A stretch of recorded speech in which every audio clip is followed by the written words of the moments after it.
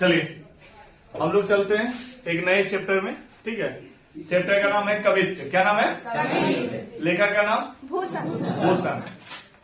कवित्व के लेखक का नाम क्या है? भूषण। आप सिर्फ क्लास में बैठे रहिए, बैठे बैठे सारा ऑब्जेक्टिव हम याद करवा देंगे। ठीक है, सिर्फ आपको बैठना और सुनना है सिर्फ। अब एक चीज जान लीजिए, भूषण को पूछा जाता है एग्जाम में कि भूषण कौन सा रस प्रमुख था। कौन सा रस बोलेंगे? वीर रस। कौन सा रस? वीर रस। आपको बता देते हैं भूषण क्या है जानते हैं?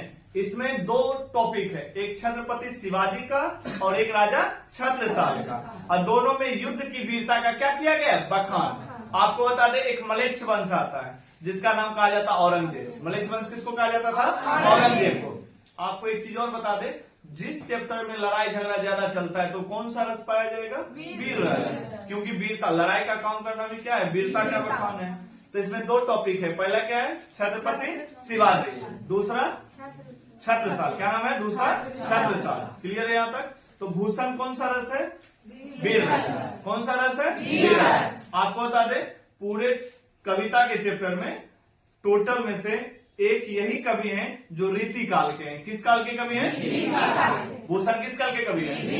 रस कौन सा था? वीर रस। रस कौन सा था? वीर रस। और कौन सा काल था? कवित्व के लेखक कवित्व के लेखक कौन है? कौन सा रस?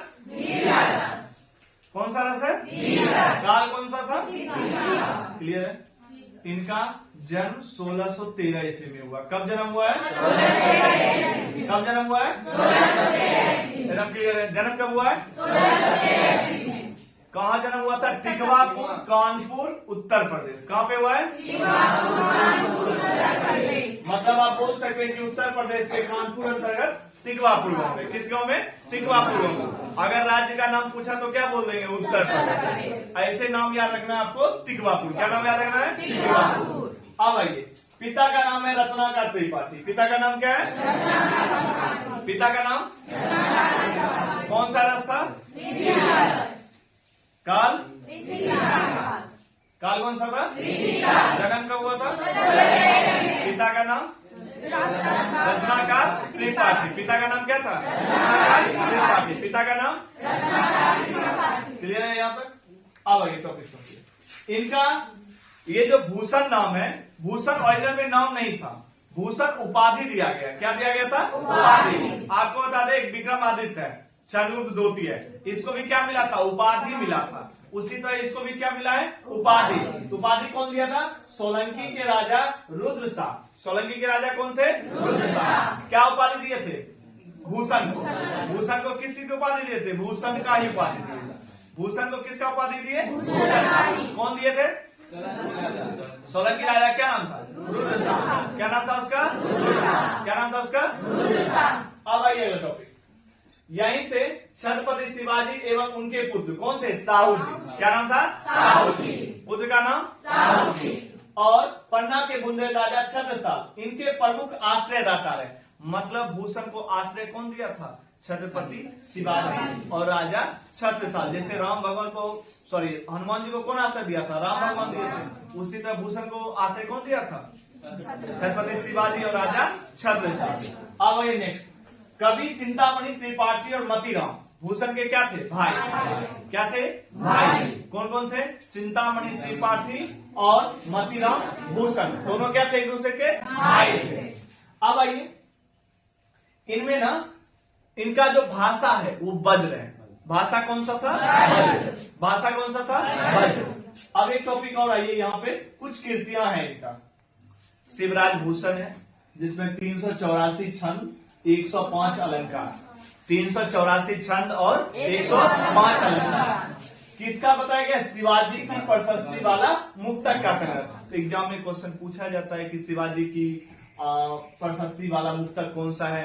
तो शिवराज भूषण। आप याद रखिएगा, अभी क्वेश्चन पूछा जाएगा कौन सा भूषण? शिवराज भूषण। अब आइए छत्रसाल दशक जिसमें, सॉरी वीर शिवाबामी। क्या नाम है? शिवाबामी। शिवाबामी में कितना मुक्तक है? 12। किसकी वीरता का बखान किया गया? शिवाजी के बारे में।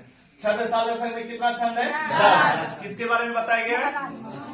महाराजा छत्रसाल के बारे में बताया गया, उसकी वीरता का बखान किया गया। यहाँ तक किसी को दिक्कत है? अब थोड़ा सा एक बार फिर रिवीजन मार लीजिए। कवित्त के लेखक का नाम क्या था? जन्म कब हुआ? 1600। कहाँ जन्म हुआ था? तिगवापुर गांव में। किस गांव में? तिगवापुर। और कौन सा रस था? काल कौन सा था? काल कौन सा था? और भाषा कैसा था? भाषा कैसा था? और पिता का नाम? रत्नाकर। भूषण को भूषण की उपाधि किसने दिया था? सोलंकी राजा रुद्र शाह। कौन दिया था? सोलंकी राजा रुद्र शाह।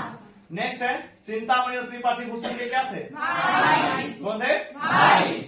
और शिवा बावनी में कितना मुक्तक है? 52। आप याद रखिएगा, बावनी मतलब 52, दशक मतलब 10, बावनी मतलब 52, दशक मतलब 10। और शिवराज भूषण में कितना अलंकार छंद था? 384 और 105 अलंकार। किसी को दिक्कत है? नहीं दिक्कत है, समझ में आ गया? अभी कॉपी पर लिखे कुछ नहीं है ना वैसा चीज, याद करने वाला चीज जो कल से लिख नहीं ना है, अभी ना पढ़ाई हुआ है। अब देखते हैं कि बच्चा को याद हुआ है या नहीं है, या झूठ बोलते हैं। चलो गोविंद कुमार बाहर आओ, जल्दी आओ, देखते हैं कितना % क्वेश्चन कर पाता है। बढ़िया से सज लेना। भूषण का जन्म कब हुआ था? 1600।